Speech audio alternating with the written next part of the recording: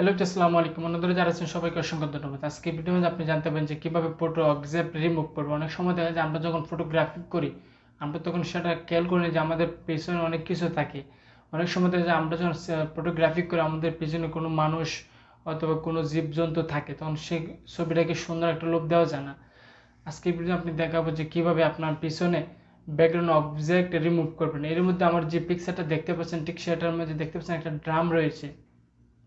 সেই ড্রামটার কারণে কিন্তু আমার ছবিটা প্রফেশনাল লুক দিচ্ছে না। আপনি যদি এই ড্রামটাকে এই মধ্যে টিক চিহ্ন দিয়ে সেরে মার্কিং করে যদি আপনি যদি ড্রামটাকে রিমুভ করেন তাহলে দেখতে পারবেন খুবই সুন্দর একটা রূপ আসছে। আপনি চাইলে এভাবে যে কোনো ফটো অবজেক্ট রিমুভ করতে পারবেন। তো চলুন বেশি কথা না বলে ভিডিওটা শুরু করা যাক। ভিডিওটা শুরু করার আগে একটা কথা না বললেই নয়, যারা এখন পর্যন্ত আমার রেটিভ শালা এই চ্যানেলটি সাবস্ক্রাইব করেনি তারা অবশ্যই সাবস্ক্রাইব করে নিন আর পাশে থেকে বেল আইকনটি বাজিয়ে দিবেন। আর আপনি যদি সাবস্ক্রাইব করে থাকেন তাহলে অসংখ্য ধন্যবাদ।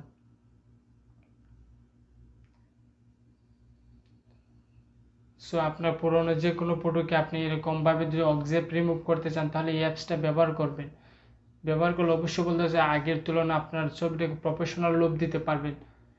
সো আপনার ভিডিওটা তো ভালো লাগে একটা লাইক করবেন আর কমেন্ট করে আপনার মতামত জানাবেন। আর আপনি যদি মনে করেন যে আমাদের এই চ্যানেল থেকে কোনো কিছু শিখতে পারছেন তাহলে অবশ্যই এই চ্যানেলটা সাবস্ক্রাইব করবেন আর পাশে থাকা বেল আইকনটি বাজিয়ে দিবেন পরবর্তী ভিডিও পাওয়ার জন্য।